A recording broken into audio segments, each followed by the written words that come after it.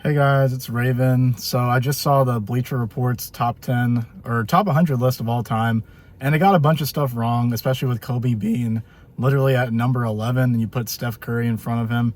Makes no sense to me. I love Steph Curry. He's definitely in the top 10 for me, but I feel like that Kobe should have been at the 5 or 6 spot at least. I feel like Kobe's a top 5 player easily. I could definitely argue that in a different video. But I just feel like that he should have been in that spot. And it's very weird that they put him behind players like Shaq or even Tim Duncan. Kobe's clearly better than Shaq. He has more rings than Shaq. He has more All-NBAs than Shaq. He has more All-Defensive teams than Shaq. And if you say that he didn't deserve the All-Defensive teams, he still has more All-NBAs.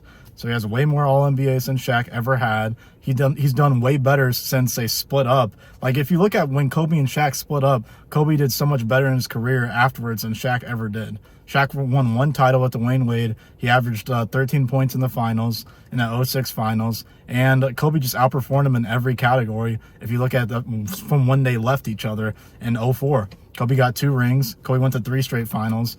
And he was the main guy for those 3 straight finals. Won 2 finals MVPs, has more All-NBAs, more points, more assists, better mid-range shooter, better three-point shooter, develop his post-game and stuff. So that really made no sense to me. And then putting Duncan in front of him, I guess that you could argue that, but I just feel like that Kobe outplayed Duncan so much. If you go back to the 08 Western Conference Finals, Kobe outplayed him. He just played way better than Duncan. I believe Kobe averaged over 30-something points in that series, and Duncan averaged about like 13 points or 12 points.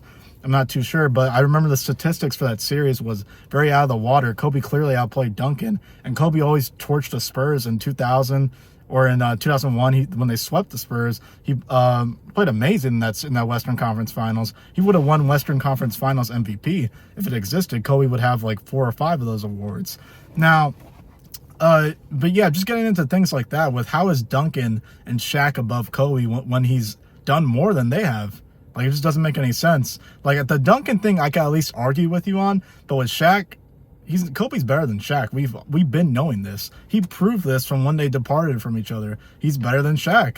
Like, even if you want to go to the stats, his stats are all better than Shaq in the playoffs. His stats are all better than Shaq, like, in the regular season. Like, what are we talking about here? So why is Shaq above Kobe?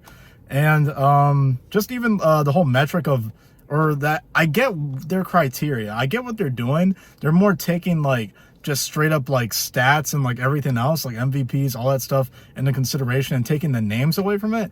But even with that, you would still end up with Kobe being better than Shaq. So I just don't understand how Kobe's not in the top 10.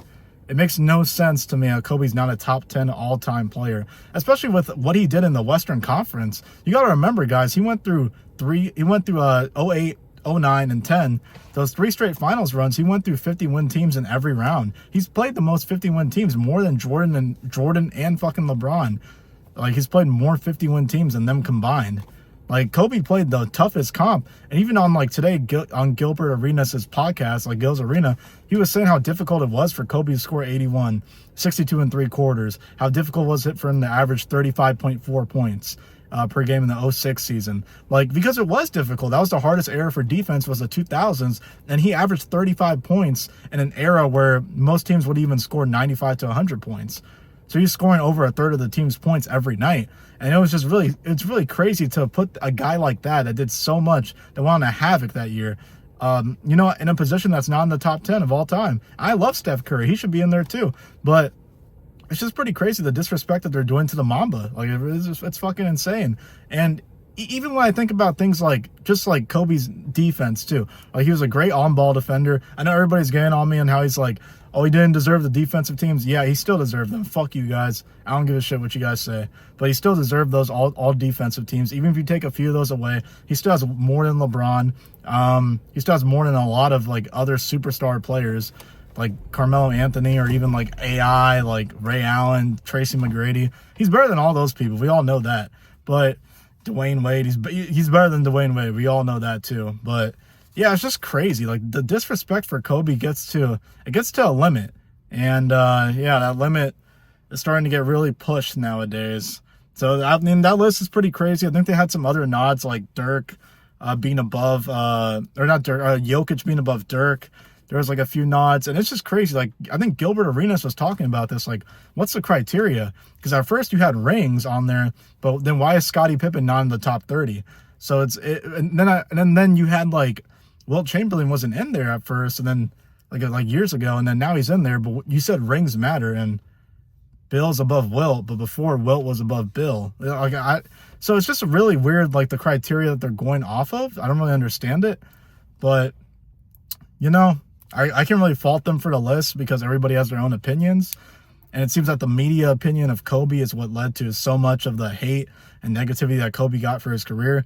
After that whole case happened with Kobe, the NBA shunned Kobe. They didn't want to give him any awards. I mean, you could just see that. Like, Kobe got robbed of MVP multiple times when he could have gotten like more MVPs, more accolades in general, that like things that LeBron has gotten. And I think Kobe was really tainted by the media. So it's just pretty crazy to have him off the top 10 of all time. So that's just insane to me. I can't wait to see a Scap Attacks video on it. He makes some great videos on Kobe content and just highlighting how great of a player he was. So I can't wait to see him talk about this, especially Legend of Winning. I can't wait to see him talk about this. He's probably talking about it right now, like on live on YouTube. So I'll probably go join that in a bit. But yeah, it's just pretty crazy to me, guys. But let me know what you guys think in the comments. Like and subscribe if you like this content. We can have a conversation in the comments. All the haters could come in, the Kobe haters. You guys can come and hate if you want. But yeah, that'll pretty much be it. Hope you guys are having a good one. This is Raven signing out. Peace.